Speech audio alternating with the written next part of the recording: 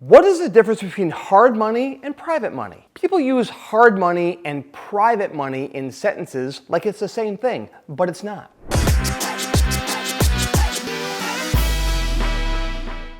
One comes from companies, one comes from just people, and the difference could make or break your deal. In this video, I'm going to explain hard money and private money and when to use each of them. You'll know the pros, the cons, and the uses for both hard money and private money, so you can choose the right funding for your next flip. Okay, hard money is more of an institutional type lender. It's a company designed to loan money at higher risks or higher interest rates because you are a higher risk as a home flipper. That's just the way that it is. But they've designed it that we're willing to loan you money at a higher rate because we're willing to take a little higher risk on someone like you. But what do they want for that, and why is it different than private money? Well, a hard money lender is similar to a bank in that they still want an application. They want to know who they're lending to.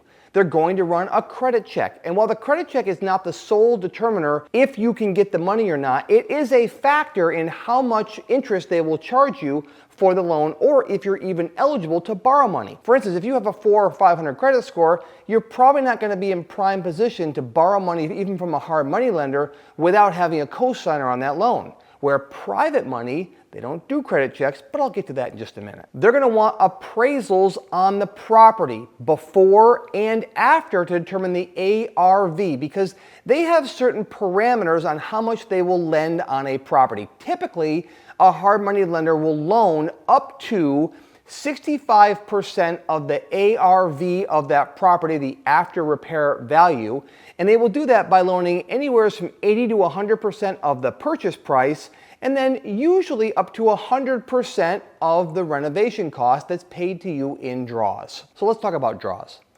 Draws are when certain levels of work are completed. For instance, maybe when demolition is done, and then the rough and electrical and plumbing is done, and then the sheetrock is done, and the paint, and other projects around the house that you've determined on your scope of work. If you don't know about what that is, make sure you check out our channel to learn more about a scope of work and everything else you have to do to be successful as a flipper. But they will determine how much work is done, and they'll send an inspector out that you're going to pay for, a couple $100, and after that, they're going to send you the money that you can pay your contractors with. Now your contractors, they might want money in advance, so that's something you have to work out so you understand the cash flow of your job. Again, that's a different training for a different video.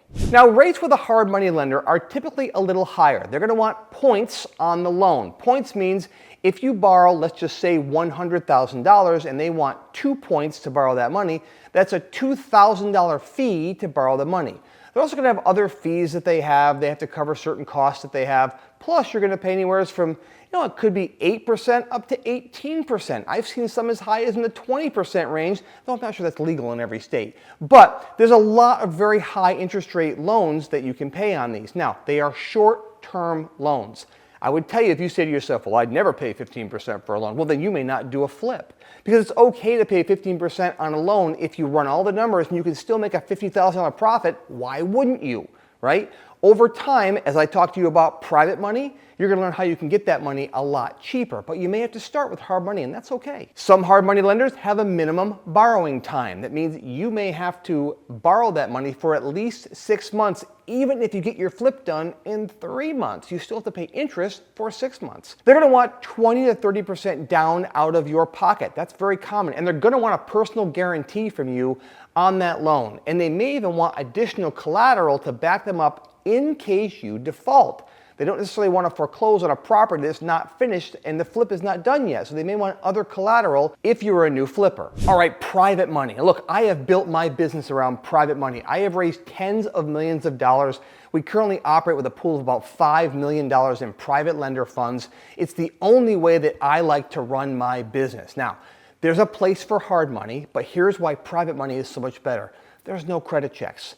A lender is a person that loans you money on the deal. They usually don't care how the deal is going to be structured. They just want to know they're going to get paid a certain interest rate. Usually it's 10% or 12% in today's current market that you can pay for a private money lender. They don't usually require a personal guarantee. They are not savvy lenders. They are usually someone that you have to educate of how they can make money by being a private lender and lend you money that they have. They can do it in cash. They can also do it in what's called a self-directed IRA. Please visit our channel to learn more about self-directed IRAs and how that can really improve your private lender base. These relationships are much more relationship based. So they're not looking for an application for you. They may want to know about the deal. They may want to see the house. They may want to see your plans.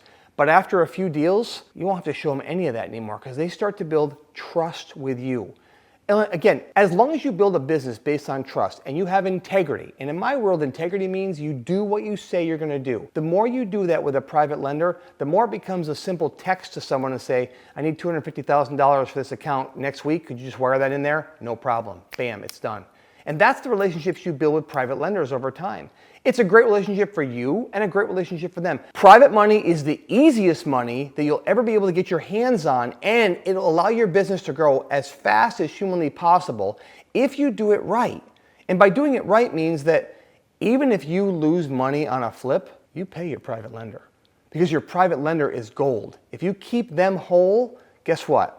They will know that you are trustworthy and they will loan you money on every flip going forward. And the great part is, most of the time, you could borrow 100 or even up to 110%, which means you could borrow the purchase price and the renovation costs, and in some cases, another 10% for a buffer to help you with cash flow during the project. How much easier would your life be as a flipper if you knew the cash was available to you in a bank any given time? That's what private lenders can bring you.